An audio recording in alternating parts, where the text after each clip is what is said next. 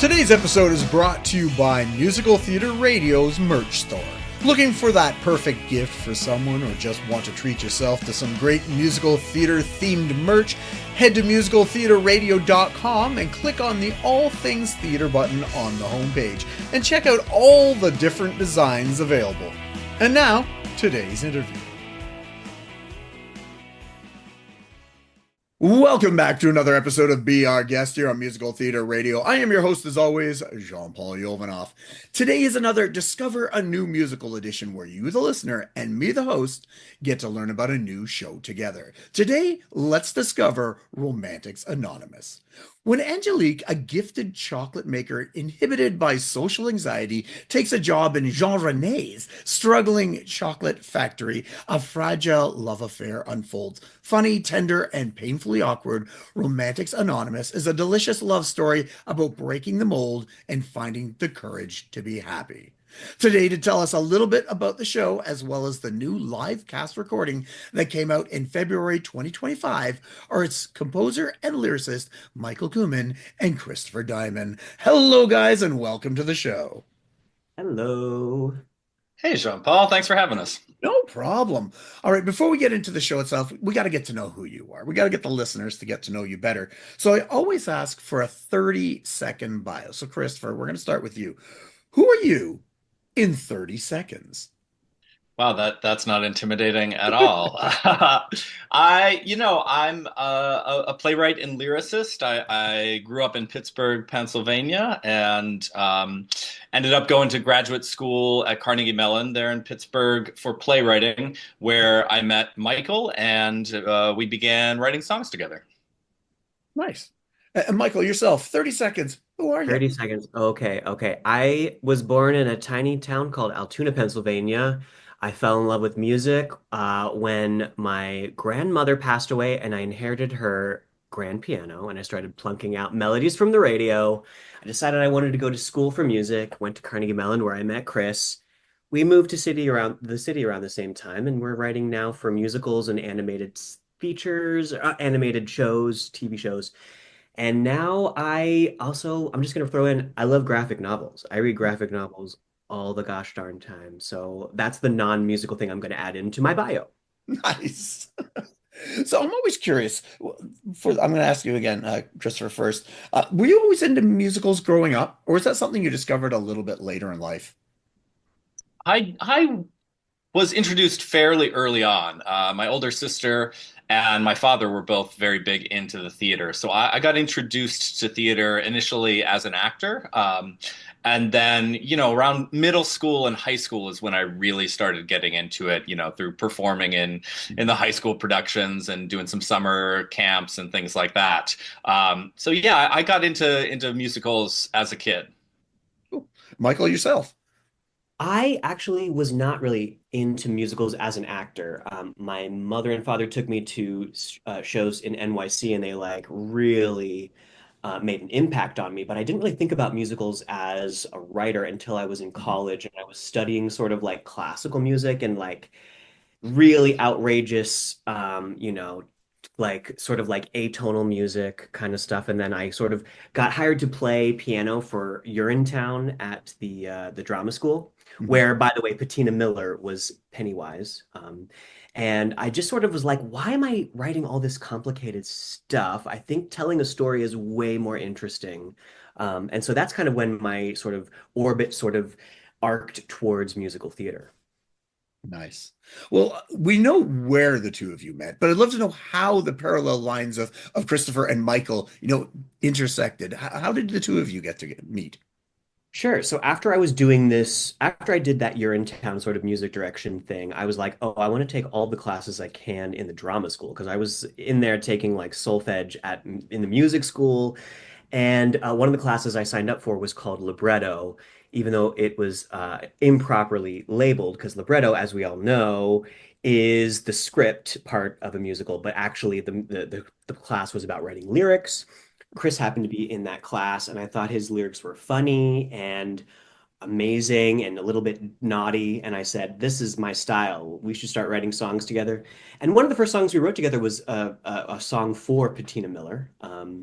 And we just used our collaboration as a way to write songs for people in the drama school. So sort of from the beginning, we started writing for specific performers, for specific voices, specific personalities, and sort of catering it to their style.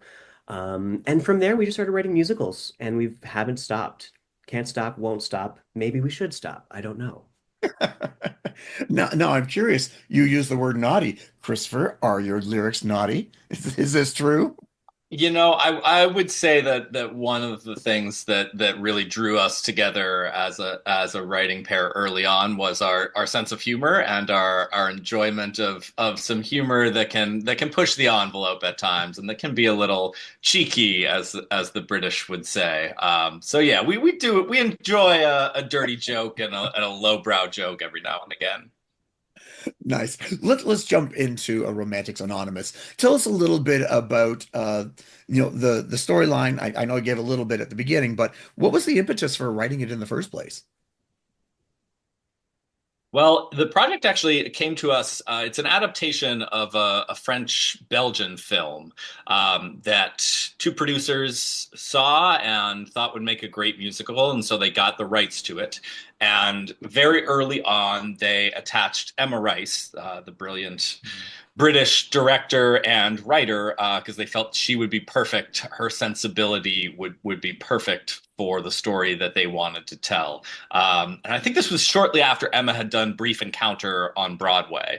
And so Emma watched the movie, read the script, absolutely loved it, and they began looking for a team to write the songs for it. And somehow had come across Michael and my work and asked us to audition. And so as the audition for the show, we wrote, I think, 3 songs initially. We wrote 3 spec songs from the musical, which apparently resonated with Emma, and she was really enthusiastic about it. And so we kind of hopped on board, and we had been huge fans of her work since we had both seen Brief Encounter, and so we immediately not only responded to the material, but just jumped at the chance to work with Emma. I'm curious, Michael, maybe you can answer this.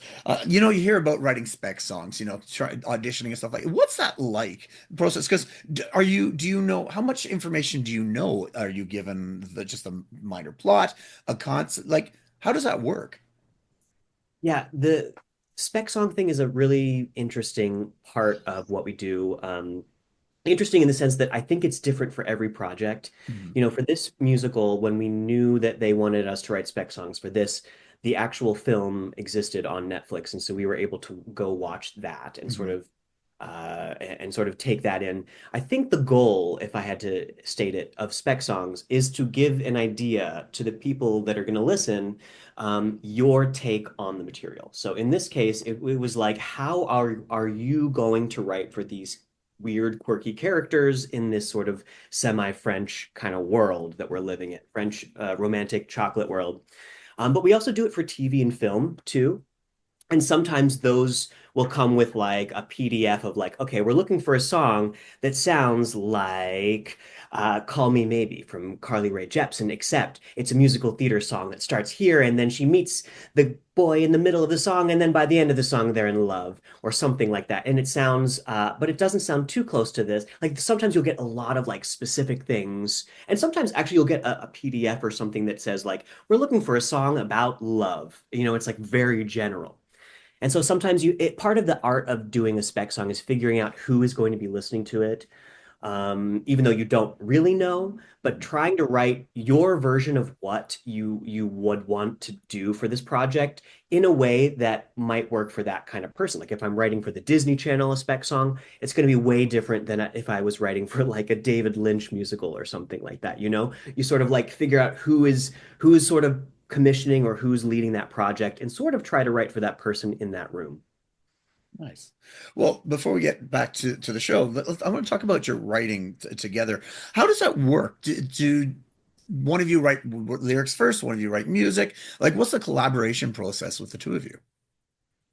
What's really evolved over the course of our careers, and the eternal question I think with songwriting teams is what comes first, the lyrics or the music. And for us, it really varies, but generally speaking, we like to really work together simultaneously, either in the same room or, virtually. And we spend a lot of time at the beginning of the process really just trying to figure out what the song is, figuring out the sort of the overview of the song, coming up with the hook, the title, and discussing what it does dramaturgically, what it actually does within the story, maybe what sort of feel we're looking for, what style we're looking for, and then kind of depending on which of us might have a stronger impulse. Michael might write a little tune and say sort of what do you think about this, or could you put a lyric to this, or I might write a couple of lines and give them to him and let him play with it. So when we started out working, we worked a lot more separately, and it was sort of like larger chunks of back and forth. But now, we're at a point where our relationship has evolved so that we're comfortable enough to sort of like really be there and be vulnerable in the moment to kind of write something. And might write something and he could say, no, that's terrible, that's a terrible idea, let's not do that. Or hopefully in the more productive version of that, something like, well, I like this nugget of it here, but it might sing a little better if it had a few more syllables in it, or things like that. So it's really collaborative, it's really interactive, and it's sort of, nothing is set in stone with us or hard and fast in terms of how we approach any given song. I'd love to hear about the when did you start writing the show and the production history and how you got to the point where you have the live recording for the cast album.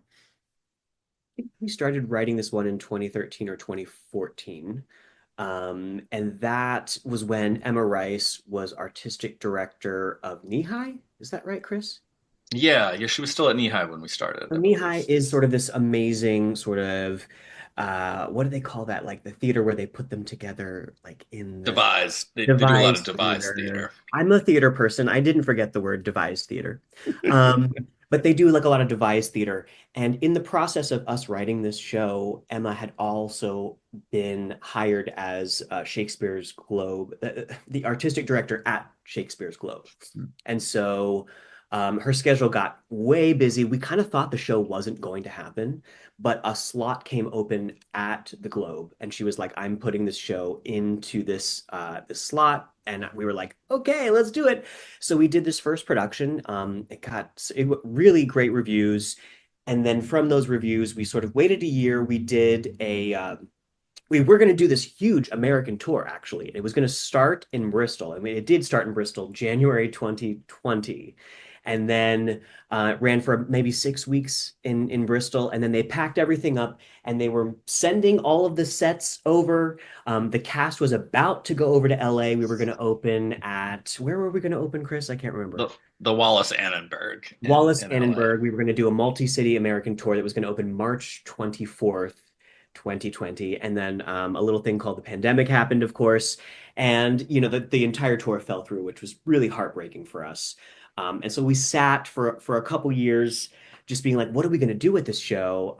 And we eventually had this idea of writing to Emma, who is also coincidentally partners with Simon Baker, who was the sound designer of Romantics Anonymous.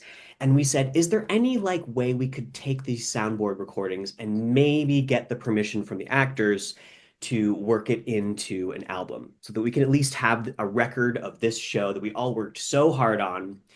And they said, yes, you can do it, but you have to sort of get all the permissions of the actors and the musicians.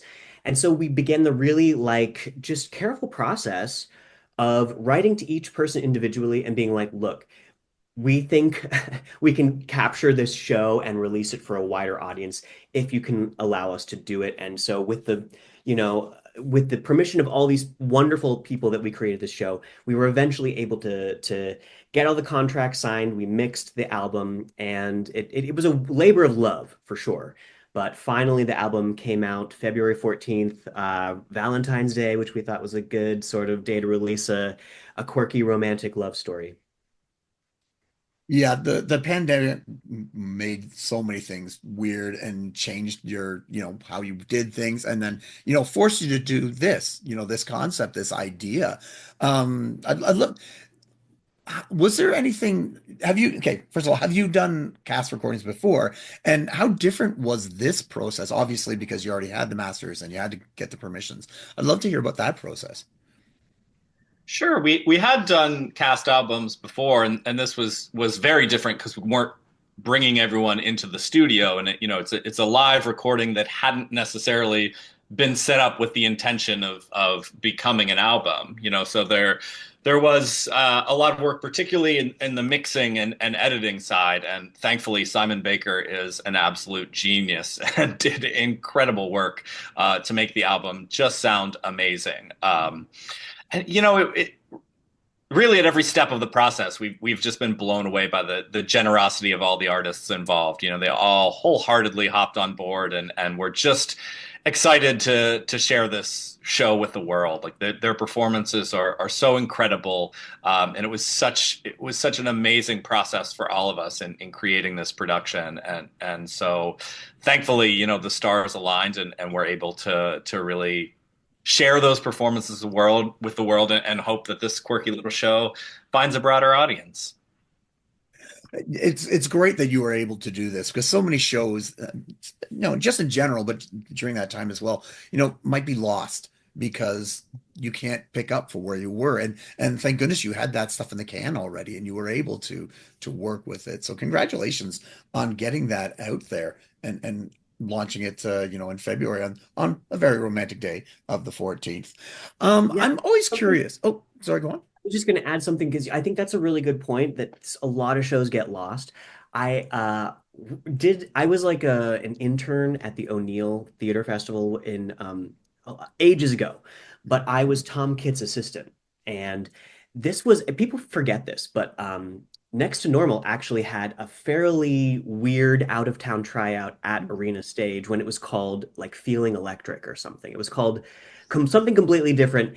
And Tom Kitt was like, look, it didn't get well reviewed there, but we need to give it more life. More life is better than no life. And that's sort of that was his mentality as he was like, okay, if I just have to rewrite this in order to get more life, then that's what I'm going to do. And that's kind of our philosophy on this project too. Like, okay, we have to go through all these unions. We have to like do all these like crazy like production things in order to get this soundboard recording mixed and the approval from all of the right places. More life is better than no life. And that was sort of our operating way for this. Nice. Yeah. And just as a slide, sorry. Oh no, I was just going to say, especially in this day and age where we are with the industry, I think we have to look for non-traditional paths for shows to move forward. And there's nothing like having a cast album out there that people can stream. Just to people learn about musicals in all different ways now than they did when we were all growing up and introduced to it. And it's amazing that those avenues exist, and it's great to be able to explore non-traditional paths. And I was going to say that, and that's the reason I keep the radio station going and focus on new works and supporting writers like yourself and just getting the works out there because, like you said, who knows how people are going to hear it. And new works are so hard to get people to listen. Everybody loves the classics and the known stuff, but you need somebody to push forward. So that's kind of what I want to do with the radio station is keep pushing and discover these diamonds in the rough and figure these out and these new shows and stuff. I'd love to hear from and I asked this of other writers. Was there a song in the show that was just so easy to write that it just flowed right out of you and it just came there and it was almost fully formed when you were working on it? And then was there another one that just drove you insane? That how am I going to do this? How I can't figure out how it's going to work or fit or whatever. I'd love to hear your process on those. I can answer the hard one really easily. The second act opener, which is now Quelle Surprise, is I think the third or fourth song we wrote for that moment. At first, it was like this sort of like I can't even remember the first. The first song that we wrote for that was part of our audition, and then that didn't work. We wrote another version that was another French phrase. Chris, do you remember what that was? Like I don't remember. Anyway, we ended up with Quelle Surprise, which that was the hardest.